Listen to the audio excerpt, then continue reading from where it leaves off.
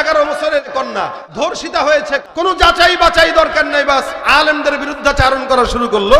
যাচাই করার পরে দেখা গেল নানায় কাম ঘটাইছে। যাদের এই হালতে জন্ম হয় এই সমস্ত লোকগুলাই ওলামা একরামদের কিছু না কিছু পাওয়ার সাথে সাথে কোনো যাচাই বাছাই দরকার নাই, বাস একচাটিয়া বিরোধিতা করা শুরু করে। এরা ওলামা একরামদের বিরোধিতা করে না, বরং ওরা দ্বীন আর ইসলাম আর কোরআন সুন্নাহর বিরোধিতা করে। কথা বলেন ঠিক কিনা? কিয়ামত আর কতদিন বাকি বলেন, যেখানে নাতনি তার নানার কাছে নিরাপদ নয়, কন্যা তার বাবার কাছে নিরাপদ নয়, আর এই সমস্ত লম্পটগুলাই ওলামা একরামদের বিরোধিতা করে। এই মাদ্রাসার ভিতরেও যদি কোনো আলেম নামের কোন শয়তান, নাম দিছে আলেম কিন্তু শয়তান বাসা বাঁধা আছে ভিতরে, এদের মাধ্যমেও যদি আপনারা কোনো এই টাইপের কাজ দেখেন, অবশ্যই কোন গোটা আলেমদের উপরে দোষারোপ না করে ব্যক্তি তাকে বিচার করবেন। ওই সমস্ত লম্পটদের বিচারও আমরা চাই। মাদ্রাসাগুলোর কলঙ্ক লেপনের জন্য যারা এই সমস্ত কাজ করে বেড়ায়, এদের সঙ্গে ওলামা একরামদের কোনো সম্পর্ক থাকতে পারে না। মাদ্রাসার ভিতরে যারা এলোমেলো কাজ করে বেড়ায় তাদের সঙ্গে দ্বীনের কোনো সম্পর্ক থাকতে পারে না।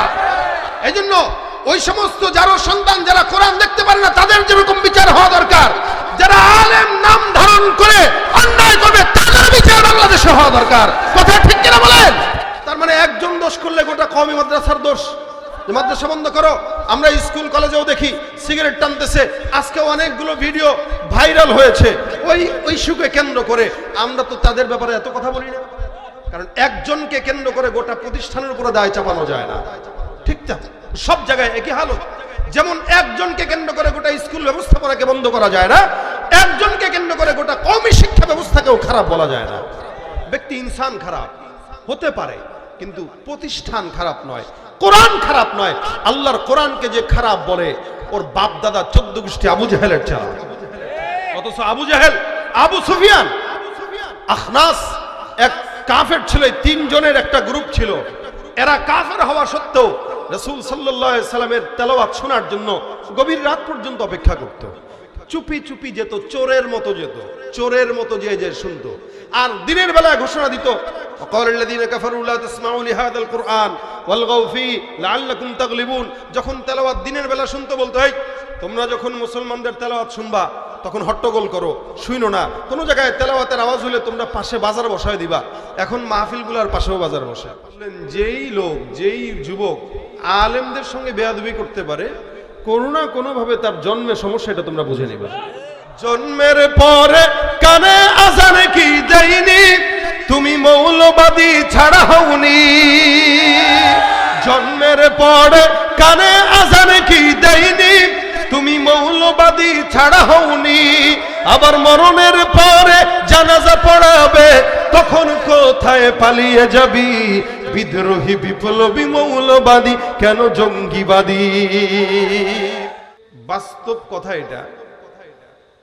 আমরা বাংলাদেশের মিডিয়াগুলোর দিকে যদি একটু নজর দেই, আপনারা দেখবেন মনে হচ্ছে ইদানিং কিছু সময় ধরে এদেশে কওমি মাদ্রাসাকে প্রশ্নবিদ্ধ করার জন্য একদল বেঈমানরা উঠে পড়ে লেগেছে। অন্যান্য শিক্ষা ব্যবস্থাপনায় হাজার আকাম কুকাম হইলেও ওদের গায়ে জ্বলে না, কিন্তু হাজার হাজার প্রতিষ্ঠান, লাখো লাখো প্রতিষ্ঠানের ভিতর থেকে 2-4টা বিচ্ছিন্ন ঘটনাকে কেন্দ্র করে তারা তাদের বাপদাদা 14 গোষ্ঠী উদ্ধার করে নামে। যেন আল্লাহ তারা এই দায়িত্ব দিয়েই দুনিয়াতে পাঠাইছে যে ওর জন্মই হয়েছে ইসলাম আর মুসলমান আর কোরআন সুন্নাহর বিরোধিতা চারণ করা। যার কোরআনের বিরুদ্ধে চারণ করা পছন্দ, আমার তো মন বলে তার জন্ম সহিভাবে হতে পারে না। এটা আপনারা আমার এই কথায় একমত কিনা আমি জানি না। একমত আপনারা? যার কাছে আল্লাহ পাক রব্বুল আলামিনের কোরআন ভালো লাগে না, অথবা কোরআন যারা বহন করে তাদের ভালো লাগে না, আমাদের দিল বলে তাদের জন্মটাও ভালো মতো হয় নাই, কোনো না কোনো ভাবে ঝামেলা আছে। এটার একটা ভাই আল্লাহ পাক নিজেও কোরআনে ঘটনা পেশ করেছেন, নাহনু নাকুসসু আলাইকা আহসানাল কসস। আল্লাহ পাক কোরআনে বিভিন্ন নবীদের ঘটনা, বহু আগের জামানার মানুষদের ঘটনা বর্ণনা করেছেন যাতে করে শিখতে পারি। এই শিক্ষার জন্য আমি একটা ঘটনা বলি আপনাদেরকে, শুনেন। ইমাম আযম আবু হানিফা রাহমাতুল্লাহ আলাইহির এক মজলিসে উনি বসে রয়েছেন। কিছু ফকিহগণ মিলে দ্বীনি কিছু মুযাকারা করতেছেন। পাশের এক মাঠে কিছু ছেলে পেলে যুবক এরা ফুটবল খেলতেছে। আপনাদের এই গ্রামের চিত্র কেমন জানি না, এক সময় আজ থেকে এক যুগ আগেও গ্রাম দেশের চিত্র, শহরের চিত্র এরকম ছিল কিছুটা। ছাত্ররা সাইকেল নিয়ে বের হয়েছে, তো ওস্তাদকে দেখছে সাইকেল থেকে নেমে যেত। এখন হয়তো দেখা যায় না, কম, কিছু কিছু এলাকায় দেখা যায়। এতটা আজমত সম্মান আলেমদেরকে দিত, ছাত্ররা ওস্তাদদেরকে মোহব্বত এভাবে করত। আলহামদুলিল্লাহ, অন্তত সমস্ত শিক্ষা প্রতিষ্ঠানের ভিতরে এখনো পর্যন্ত এই আদব মাদ্রাসাগুলোতে আছে বলেই ওলামা একরাম চুপ থাকে, কাউকে কিছু বলে না। যতটুকু বলার মাইকেই বলি আমরা। এই বাংলাদেশে কওমি মাদ্রাসার ওলামা একরামের সংখ্যা কম না বেশি? অনেক না? আপনারা একদম তো ফেলে দিতে পারবেন না, যতটুকুই আছে। মাদ্রাসা বাড়তেছে দিন দিন। আমাদেরকে যেই পরিমাণে ওরা গালিগালাজ করে, আমাদের রক্তের সঙ্গে যদি তাসলিমার রক্তের সম্পর্ক থাকতো, একটা জবান থেকে জিহ্বা আমরা টাঙ্গিয়ে ছেড়ে ভিতরে রেখে দিতাম না, বাইরে দিয়ে কুকুরকে খাওয়াইতাম। জোরে বলেন ঠিক কিনা? যদি আমাদের রক্তের সঙ্গে তাসলিমার রক্তের সম্পর্ক থাকতো, কারো জিহ্বা ভিতরে থাকতো না। আমাদের রক্তের সঙ্গে যদি আবু জেহেল, আবুল আহাবের রক্তের সম্পর্ক থাকতো, এরা টিকতে পারতো না। কিন্তু আলহামদুলিল্লাহ, দেশের ওলামা একরামের রক্তের সঙ্গে মদিনাওয়ালা নবীর রক্তের সম্পর্ক আছে, যার কারণে আমরা সবর করি, দাওয়াত দেই, আমরা তাদেরকে বুঝাই।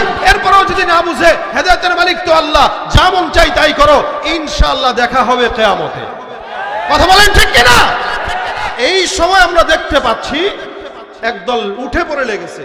তো যারা উঠে পড়ে লাগে, বুঝতে হবে জন্মে কোনো না কোনো সমস্যা। ইমাম আযম আবু হানিফা রাহমাতুল্লাহ আলাইহি ফিকহি মাসলায় ইসতিমবাতের জন্য ব্যস্ত, ফকিহগণ ব্যস্ত উনার সাথে। পাশে যুবকরা খেলতেছে, তো বলটা উনাদের মজমার মাঝখানে পড়ছে। তা যারা আদবওয়ালা, এদের তো দেমাগ, হ্যাঁ রে, হুজুরের মাঝখানে গেছে, বল কেমনে আনে, এই বলটা কিভাবে আনবো? খেলতে খেলতে হুজুরদের মাঝখানে পড়ছে। আমার সাহস নাই ভাই, তুই যা। এ কয় আমারও সাহস নাই, তুমি যাও। এই করে করে একটা যুবক দাঁড়ায় গেছে, দাঁড়ায় বলতেছে, এটা কোনো ব্যাপার বেটা, কি হয়েছে দেখ, আমি কিভাবে আনি দেখ। আমরা ছোটবেলায় যখন খেলতাম মাদ্রাসায়, তখন মাদ্রাসার ওস্তাদদের সামনে বল পড়া মানে ওই বল গেছে, শেষ, ওটা আনারও দরকার নেই, বললে আরেকটা কিনে আনে। এরকম হইতো ছাত্র জামানে, ওস্তাদদের সামনে খেলা, মাঝখান থেকেই তো সোজা হয়ে আলিফের মতো দাঁড়ায় যেতাম। ওস্তাদ দেখছি তো খেলা বন্ধ, সেখানে ওস্তাদের পায়ের সামনে বল পড়বে আর সেই বল আনবো, ওই দুঃসাহস আমাদের ছিল না, এখনো নাই। আলহামদুলিল্লাহ, ছাত্রদের এতটুকু আজমত আছে। এই যুবক দাঁড়ায় বলে, কোনো ব্যাপারই না, আমি নিয়ে আসবো, দেখ কেমনে আনি। এ গেছে যে ইমাম আযম আবু হানিফা রাহমাতুল্লাহ আলাইহির সামনে থেকে বলটা নিয়ে এসে সে তার মতো করে হেডাম দেখায় চলে যেতেছে। একটা হলো আদবের সাথে যাওয়া, আরেকটা হলো বেয়াদবি করে যাওয়া। তো তার হালত দেখে ইমাম আযম আবু হানিফা বলতেছেন, এই যে গেল ছেলেটা, ওর জন্ম ঠিক নাই। জোরে বলেন না আল্লাহু আকবার। কে বলছে কথাটা? ইমাম আযম আবু হানিফা রাহমাতুল্লাহ আলাইহি, যিনি তাবেঈ, সরাসরি সাহাবীদের থেকে হাদিস বর্ণনা করছেন, শিখছেন। যদিও আমাদের দেশে কিছু কিছু আছে উনারে দেখতে পারে না, আছে না? ইমাম আযমের নাম শুনলে এদের একটু চুলকানি হয়। তো এই ব্যাপারে যত ওষুধ দেওয়া লাগে আমাদের বন্ধু আবরার সাহেব দিতে পারে, যথেষ্ট, আর কিছু লাগে না। তো বলটা চলে গেল, তখন ইমাম আযম আবু হানিফা বলতেছেন, এ জারুর সন্তান। তো অন্যান্য ফকিহগণ বলে, হুজুর এইভাবে হুটহাট করে জারুর সন্তান বলে দিল। তো হুজুর বলতেছেন, তোমরা একটু খোঁজ নিয়ে দেখো, আমি তার আলামত দেখে বুঝলাম সে জারুস। ওলামা একরামরা খোঁজ নেওয়া শুরু করলো যে ইমাম আযম বলছেন, এ কথা এমনি এমনি বলেন নাই।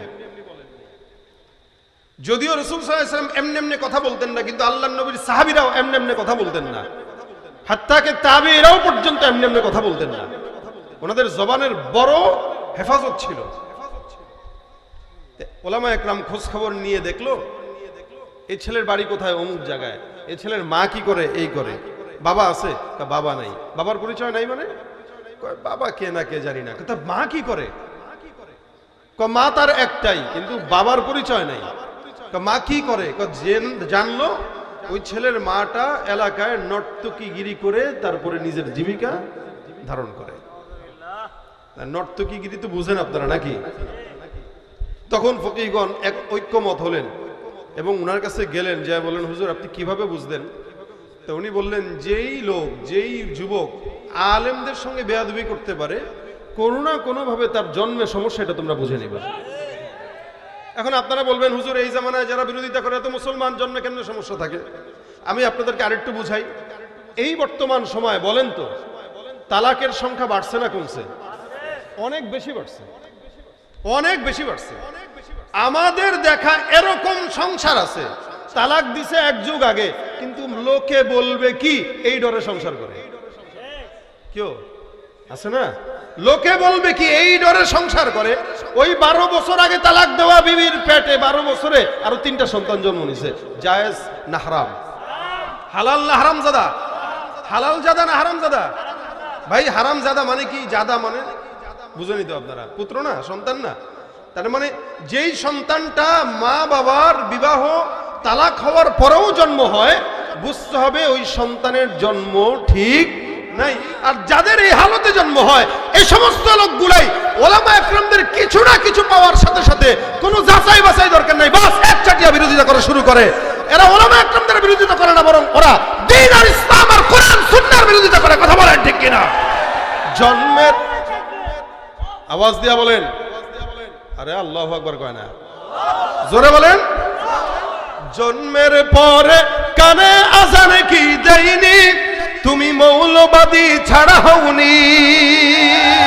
জন্মের পরে কানে আজান কি দেয়নি, তুমি মৌলবাদী ছাড়া হওনি। আবার মরণের পরে জানাজা পড়াবে, তখন কোথায় পালিয়ে যাবি? বিদ্রোহী বিপ্লবী মৌলবাদী কেন জঙ্গিবাদী? কি মনে করে ওই হনুমান, দাড়ি টুপি দেখলেই তালেবান? কি মনে করে ওই হনুমান, দাড়ি টুপি দেখলেই তালেবান? আবার সিংহের চাইতে বেশি ভয় পায় মাথায় পাগড়ি দেখে যদি। বিদ্রোহী বিপ্লবী মৌলবাদী কেন জঙ্গিবাদী? বিদ্রোহী বিপ্লবী মৌলবাদী কেন জঙ্গিবাদী? আওয়াজ দিয়া বলতে হবে ঠিক কিনা? যার কোরআন ভাল লাগে না তার জন্মে সমস্যা আছে না নাই? কিভাবে? ওই যে বুঝাই দিলাম, যে দেখবেন ওর বাপ ওর মারে তালাক দিছে আরো 14 বছর আগে, আর ওর জন্ম মাত্র কিছুদিন আগে। তো ওর কাছে তো কোরআন ভালো লাগারই না লাগারই কথা। কোন দোষ দেখছে? কোথায় কোন 11 বছরের সন্তান ধর্ষিতা হয়েছে কন্যা, কোনো যাচাই বাছাই দরকার নাই, বাস আলেমদের বিরুদ্ধাচারণ করা শুরু করলো। যাচাই করার পরে দেখা গেল নানায় কাম ঘটাইছে। নাউজুবিল্লাহ, জোরে বলেন মিয়া। কিয়ামত আর কতদিন বাকি বলেন? যেখানে নাতনি তার নানার কাছে নিরাপদ নয়, কন্যা তার বাবার কাছে নিরাপদ নয়, আর এই সমস্ত লম্পটগুলাই ওলামা একরামদের বিরোধিতা করে।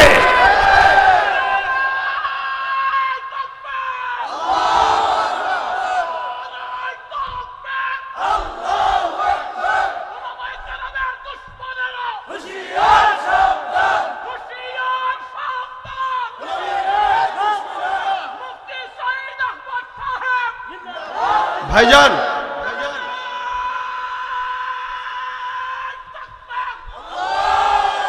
এর সাথে আরেকটা কথাও যোগ করতে চাই। এই মাদ্রাসার ভিতরেও যদি কোনো আলেম নামের কোন শয়তান, নাম দিছে আলেম কিন্তু শয়তান বাসা বাঁধা আছে ভিতরে, এদের মাধ্যমেও যদি আপনারা কোনো এই টাইপের কাজ দেখেন, অবশ্যই কোন গোটা আলেমদের উপরে দোষারোপ না করে ব্যক্তি তাকে বিচার করবেন। ওই সমস্ত লম্পটদের বিচারও আমরা চাই। মাদ্রাসাগুলোর কলঙ্ক লেপনের জন্য যারা এই সমস্ত কাজ করে বেড়ায়, এদের সঙ্গে ওলামা একরামদের কোনো সম্পর্ক থাকতে পারে না। মাদ্রাসার ভিতরে যারা এলোমেলো কাজ করে বেড়ায়, তাদের সঙ্গে দ্বীনের কোনো সম্পর্ক থাকতে পারে না। এই জন্য ওই সমস্ত যারা সন্তান যারা কোরআন দেখতে পারে না, তাদের যেরকম বিচার হওয়া দরকার, যারা আলেম নাম ধারণ করে অন্যায় করবে তাদের বিচার বাংলাদেশে হওয়া দরকার। কথা ঠিক কিনা বলেন? আল্লাহ পাক আমাদের বুঝার তৌফিক দান করে, বলেন আমিন। তার মানে একজন দোষ করলে গোটা কওমি মাদ্রাসার দোষ। মাদ্রাসা বন্ধ করো। আমরা স্কুল কলেজেও দেখি সিগারেট টানতেছে, আজকে অনেকগুলো ভিডিও ভাইরাল হয়েছে ওই ইস্যুকে কেন্দ্র করে। আমরা তো তাদের ব্যাপারে এত কথা বলি না। কারণ একজনকে কেন্দ্র করে গোটা প্রতিষ্ঠানের উপরে দায় চাপানো যায় না, ঠিক না? সব জায়গায় একই হালত। যেমন একজনকে কেন্দ্র করে গোটা স্কুল ব্যবস্থাপনাকে বন্ধ করা যায় না, একজনকে কেন্দ্র করে গোটা কওমি শিক্ষা ব্যবস্থাকেও খারাপ বলা যায় না। ব্যক্তি ইনসান খারাপ হতে পারে, কিন্তু প্রতিষ্ঠান খারাপ নয়, কোরআন খারাপ নয়। আল্লাহর কোরআনকে যে খারাপ বলে, ওর বাপ দাদা 14 গোষ্ঠী আবু জাহেলের চালা। অথচ আবু জাহেল, আবু সুফিয়ান, আখনাস এক কাফের ছিল। তিন জনের একটা গ্রুপ ছিল। এরা কাফের হওয়া সত্ত্বেও রাসূল সাল্লাল্লাহু আলাইহি সাল্লামের তেলাওয়াত শোনার জন্য গভীর রাত পর্যন্ত অপেক্ষা করত। চুপি চুপি যেত, চোরের মতো যেত, চোরের মতো যে শুনতো। আর দিনের বেলায় ঘোষণা দিত, ওয়াকালাল্লাযীনা কাফারু লা তাসমাউ লিহাযাল কুরআন ওয়ালগাউ ফী লাআল্লাকুম তাগলিবুন। যখন তেলাওয়াত দিনের বেলা শুনতে বলতো, এই তোমরা যখন মুসলমানদের তেলাওয়াত শুনবা তখন হট্টগোল করো, শুইনো না। কোন জায়গায় তেলাওয়াতের আওয়াজ হলে তোমরা পাশে বাজার বসায় দিবা। এখন মাহফিলগুলোর পাশেও বাজার বসে। এটা আপনাদের কাছে একটু খারাপ লাগতে পারে, এটা আবু জাহেলরা বলতো। কোন জায়গায় কোরআনের আওয়াজ পাবা, পাশে মেলা বসায় দাও, হট্টগোল করে দাও, দোকানপাট বসায় দাও। এখন তো অধিকাংশ মাহফিলের পাশেই মেলা বসে, তো তাদের বাজার আবু জাহেলের ভিতরে পার্থক্য কোথায়? আপনাদের কাছে খারাপ লাগতেছে বলে এখন কথাটা ঠিক বললেন না, কারণ এখানে আপনারাই জড়িত। আমি আমার মাহফিলের শর্ত যেখানে দেই ওখানে এই শর্ত আছে, বয়ান রাখতে গেলে মাহফিলের আশেপাশে কোনো মেলা চলবে না। এটা খাজা বাবার ভণ্ডামির আখড়ার মতো এখানে লাইট দিয়া লাইটিং করে এটারে মাজার বানানো যাবে না।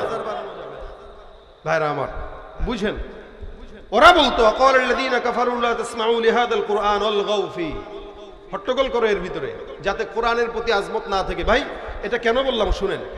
যে কোনো এক এলাকায় মাহফিলে গেছি একবার, আমার কাছে মেসেজ দিছে কেউ, হয়তো নাম্বার ভুল করে মেসেজ দিয়ে বলতেছে, আজকে মাহফিলে আসবো অমুক হুজুরের, মানে আমার কথা না, অমুক হুজুর, যে কোনো এক হুজুরের নাম বলছে পরিচিত, ওইটাও আমি বলতেছি না, যে অমুক হুজুরের বয়ান শোনার জন্য আসবো, যান তুমি আইসো, মেলায় দেখা হবে। আমাকে দিছে, আমি আল্লাহি আপনাদেরকে মিথ্যা বলে হাসানোর কোনো যুক্তি নাই আমার মেসেজে আমার কাছে দিছে। আমি কই লা হাওলা ওয়ালা কুওয়াতা ইল্লা বিল্লাহ। তার মানে এই নিশ্চিত আজকে মাহফিলের নাম দিয়া পরকিয়া করবে অথবা প্রেম করবে। এটা যদি মেলা না বসতো পারতো না। ওয়ালগাউ ফী লাআল্লাকুম তাগলিবুন। যদি সফল হইতে চাও তাহলে দ্বীনি মজমার পাশে একটা দুনিয়াবি মেলা বসায় দাও, সফল। তখন মেলায় মানুষ বেশি হয়, দ্বীনি মাহফিলে মানুষ কম হয়। কি কথা ঠিক না? এ বাস্তবতা এটা। অথচ আবু সুফিয়ান, আবু জাহেল রাতের অন্ধকারে নিরিবিলি রাসূলের কাছে যেত। একবারের ঘটনা, রাসূল সাল্লাল্লাহু আলাইহি ওয়াসাল্লাম রাত্রেবেলা তেলাওয়াত করতেছেন, আবু জাহেল গেছে, আবু সুফিয়ান গেছে, সবাই যার যার মতো গোপনে। আবু জাহেল এক জায়গায় দাঁড়ায় আছে, সুফিয়ান আরেক কোনায়, আখনাস আরেক কোনায়। এই তিনজন তিন কোনায় দাঁড়ায় দাঁড়ায় শুনে।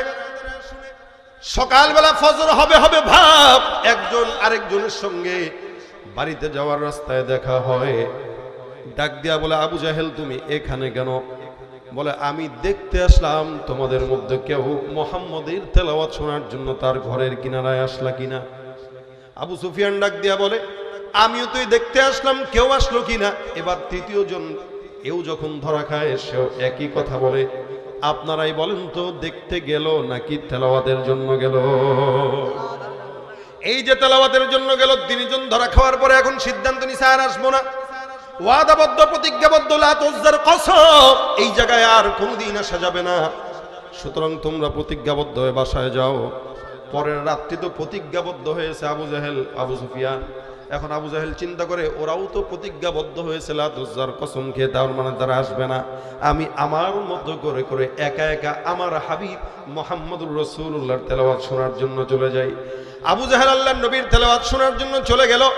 আবু সুফিয়ানও সেম চিন্তা করে আবার চলে যায়। রাতের বেলা যখন ধরা খায় তখন প্রশ্ন করলো আবু সুফিয়ান, এ ব্যাপার কি? তুমিও তো গতকাল কসম খাইলা, আমিও তো কসম খাইলাম, এত বিরোধিতা প্রকাশ্যে করি তারপরেও গোপনে কেন মুহাম্মদের ঘরের কিনারায়? আবু জাহেল ডাক দিয়া বলে, এ আবু সুফিয়ান, এ আখনাস, যদিও মুহাম্মদের বিরোধিতা প্রকাশ্যে করি, আল্লাহর কসম আমি মুহাম্মদের কণ্ঠের তেলাওয়াতের মতো মজার সুর আর জিন্দেগিতে কোনোদিন পাই নাই। এ ভাইরা আমার, আল্লাহ পাক রব্বুল আলামিন এটা একটা জীবন্ত মুজিজা দিয়েছেন। এই কারণে কোরআনের সর্বপ্রথম আয়াতটাই আল্লাহ পাক রব্বুল আলামিন নাযিল করলেন, ইকরা বিসমি রাব্বিকাল্লাযী খলাক, পড়ো তোমার প্রভুর নামে। সমস্ত আসমান আর জমিন যিনি সৃষ্টি করেছেন, এই আসমান জমিন সৃষ্টি যিনি করেছেন তার নামের পড়াটাই হলো কোরআনের পড়া। আজকে যেখানে কোরআনের পড়া আছে ওই জায়গায় সভ্যতা আছে, যেখানে কোরআনের পড়া নাই ওই জায়গায় সভ্যতা নাই, যেখানে কোরআনের পড়া আছে ওই জায়গায় সংস্কৃতি আছে, যেখানে কোরআনের পড়া নাই সেখানে সংস্কৃতি নাই, যেখানে কোরআনের পড়া আছে ওই জায়গায় আল্লাহর নবীর প্রেম আছে, যেখানে কোরআনের পড়া নাই ওখানে নবীর প্রেমও নাই, যেখানে আল্লাহর কোরআনের তেলাওয়াত আছে ওই জায়গায় ভদ্রতা আছে, যেখানে কোরআনের তেলাওয়াত নাই ওই জায়গায় ভদ্রতা নাই। সারা বিশ্বের বুকে যদি তাকায় দেখেন, আমরা মুসলমান যারা কোরআন তেলাওয়াত করি, খাবারের আদব কোনটা জানি, চলাফেরার আদব কোনটা জানি, কিন্তু বিশ্বে এমন এমন মানুষ আছে, এমন এমন দেশ আছে যে সমস্ত দেশে কোরআনের পড়া না থাকার কারণে তারা খাইতেও জানে না, কেমনে পড়তে হয় সেটাও জানে না, কাপড় চোপড়ও পরা জানে না।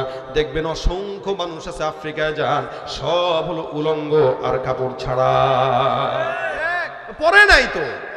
আল্লাহ পাক বলেন, আমি তোমাদের জন্য লিবাসকে বানাইলাম, এটা তোমাদের লজ্জা স্থানকে ঢাকে আর তোমাদের সৌন্দর্য বাড়ায়। যারা এ কোরআন না পড়ে তারা লজ্জা স্থান ঢাকে না, যারা কোরআন না পড়ে তারা সভ্যতা জানে না, যারা কোরআন না পড়ে তারা প্রস্রাব পায়খানা করার সভ্যতাটুকুও জানে না। কাফেররা হাসাহাসি করত আর বলতো, তোমাদের নবী তো তোমাদেরকে প্রস্রাব পায়খানাও শিখায়।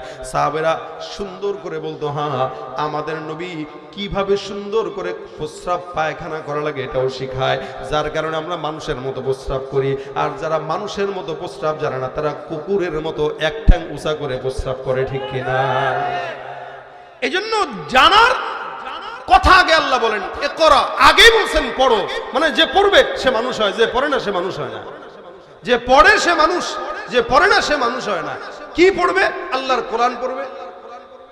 এই জন্য জানার কথা ভাই, কিছু বলতে গেলেও তো জানতে হয়। আমি আপনাদের সামনে কথা বলতেছি, একদম জাহেল হলে কেমনে কথা বলতাম? কিছু তো জানি, একদম কম, ওখান থেকে কিছু বলতেছি একদম কম। যেটা জানি ওইটা জ্ঞানের সমুদ্রের সবকিছুকে ভাগ করার পরে, কোটি কোটি ভাগের পরেও আবার যদি ছোট্ট ভাগ থাকে ওইটাকেও কোটি ভাগ করার পরে যেগুলা, ওগুলার মতো যোগ্যতা আমাদের নাই। কিন্তু এরপরেও কিছু জানি, যা জানি ওটাই বলতেছি। কিছু বলতে গেলে জানতে হয়, কোনো কাজ করতে গেলে জানতে হয়। এই কারণে ইমাম বুখারী রহমতুল্লাহ আলাইহি উনার কিতাবে একটা বাব রচনা করেছেন, বাবুল ইলম ক্বাবলাল কওলি ওয়াল আমাল। এই বাবের এই অধ্যায়ের নামে দিছে এটা, যে কিছু বলার আগে, কোনো কাজ করার আগে জানা।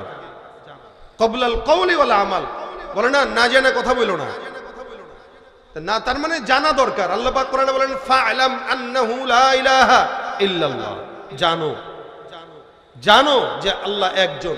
জানার পরে সাক্ষী দাও। না জানে আপনি ইসলাম মানবেন, আপনি তো বুঝবেন না। আগে ইসলাম সম্পর্কে আপনি যদি বিধর্মী হন, আগে জানেন ইসলাম কি, পড়েন, জান্নাত জাহান্নাম সম্পর্কে ভালো বুঝেন, তারপরে বলেন লা ইলাহা ইল্লাল্লাহ মুহাম্মাদুর রাসূলুল্লাহ। আপনি জানলেনই না, বুঝলেনই না, আপনি বলেন আমি মুসলমান। এই কারণেই তো বর্তমানের মুসলমানের হালত এই। ফজরের নামাজের মুসল্লির দিকে তাকাইলে মনে হয় এদেশে সব নাস্তিক, আর জুমার নামাজ দেখলে মনে হয় এদেশে সব ইমানদার। ফজরের লোক পাওয়াই যায় না, আর জুমার নামাজে লোক জায়গা দেওয়া যায় না। এদেশের যত মসজিদগুলো আছে 3 তলা 4 তলা 5 তলা করা, সব ফজরের জন্য নয় বরং জুমার নামাজের জন্য করা। কেন? জুমায় লোক হয় না, অভাব নাই, এত লোক জায়গা দেওয়া যায় না। এই কারণে মসজিদ 2 তলা করা লাগবে, 4 তলা করা লাগবে, 6 তলা করা লাগবে। কেন? বলে জুমার নামাজে জায়গা দিতে পারি না। অথচ সব মুসলমান ও যে নামাজ পড়তে হবে জানে না, তেলাওয়াত করতে হবে জানে না, দিন মানতে হয় জানে না, জাহেল। ইমানদার হইছে বংশীয় সূত্রে, এই কারণে ইসলামের গুরুত্ব দেয় না। সাহাবা বাইনদের মতো যদি রক্ত দিয়ে জান দিয়ে ইসলাম পালন করা লাগতো, জিন্দেগীর প্রত্যেকটা পদক্ষেপে ইসলাম ছাড়া অন্য কোনো কিছু ফলো করতে পারতো না। কথা বলেন ঠিক কিনা? নবীর উম্মত দাবি করো, সুন্নাহ মানো না, নবীর অপমানে তোমার হৃদয় কাঁদে না। নবীর উম্মত দাবি করো, সুন্নাহ মানো না, নবীর অপমানে তোমার হৃদয় কাঁদে না, তুমি বিজাতীয় সংস্কৃতিতে সপেছ পরাণ, তুমি বিজাতীয় সংস্কৃতিতে সপেছ পরাণ। তুমি কেমন মুসলমান, তুমি কেমন মুসলমান, নামাজের সাথে নাই পরিচয়, মানো না কোরআন, নামাজের সাথে নাই পরিচয়, মানো না কোরআন, তুমি কেমন মুসলমান। ঠিক কিনা? তাহলে জানতে হবে, জানাটা আগে। জানাটা কি বলেন? আগে। কি জানবেন বলেন না? কোরআন। বলেন কি কি জানবেন? কোরআন জানা কি নফল, সুন্নাত কি বলেন? ভাই ইঞ্জিনিয়ার হওয়া দরকার, ডাক্তার হওয়া দরকার, ব্যবসা বুঝা দরকার, কৃষিকাজ করা দরকার, কোরআন শিখা, মাশাআল্লাহ বুঝছেন, কোরআন শিখা দরকার না। কি কি বলেন? ফরজ।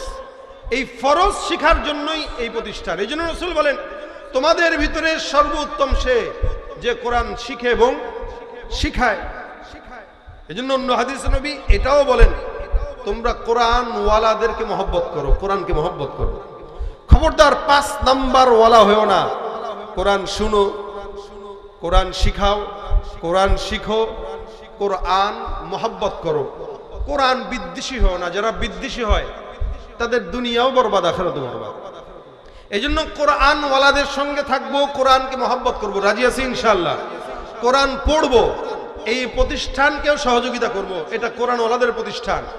যত মিডিয়া, হলুদ সাংবাদিকরা যা কিছু করুক না কেন, আমাদের দিলের মহব্বত আমরা কোরআনের সঙ্গেই রাখবো, আলেমদের সঙ্গেই রাখবো যতদিন পর্যন্ত বাঁচবো। ইন্নামা ইয়াখশাল্লাহা মিন ইবাদিহিল উলামা। আল্লাহ পাক আলেমদেরকে চারিত্রিক সনদ দিয়েছেন যে দুনিয়াতে সবচেয়ে বেশি ভয় আলেমরাই আল্লাহকে পায়। সুতরাং যত নাস্তিক বেঈমানরা আমাদেরকে খারাপ বানানোর জন্য মিডিয়া কভারেজ করুক না কেন, আমরা আলেমদেরকে ভালোবাসবো মরণ পর্যন্ত। কারা কারা রাজি আছি দু হাত তুলে দেখায় দেয়। আল্লাহ কবুল করুক, বলেন আমিন। নারায়ে তাকবীর, নারায়ে তাকবীর। কুয়াকাটা হুজুরের আগমন হয় নাই, আওয়াজ হয় নাই। রাত তো অনেক হয়ে গেছে, চিল্লাইতে চিল্লাইতে আপনারাও বেহুশ হয়ে গেছেন। আর কত আওয়াজটা শেষ মাস এবার দেন। শেষ ভালো যার, সব ভালো তার। চিৎকার দিয়া লিল্লাহে তাকবীর। আল কোরআনের আলো ঘরে ঘরে জালো। নারায়ে তাকবীর। প্রধান বক্তার আগমন, কুয়াকাটা হুজুরের আগমন। আজকের মাহফিল সফল হোক, সফল হোক। আল্লাহ পাক আজকের মজমাকে কবুল করুক, আমিন। যা আল্লাহ পাক রব্বুল আলামিন যা বলেছে শুনেছে, এগুলো আমাদের আমল করার তৌফিক দেখ। যারা দাঁড়িয়ে আছেন সবাই সুন্দর করে বসে পড়েন, কেউ বিশৃঙ্খলা করবেন না, দাঁড়িয়ে থাকবেন না, সবাই বসে যান।